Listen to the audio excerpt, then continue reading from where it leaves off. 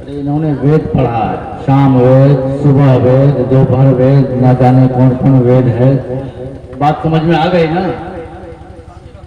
अच्छा, समझना भी बाकी रह गया, इंशाअल्लाह आप समझेंगे। ताअस्सुब ने जिसे मारा बुलंदी तक नहीं पहुंचे।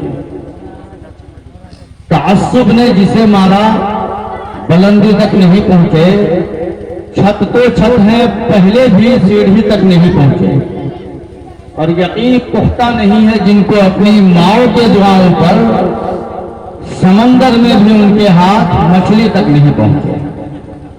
हजरात,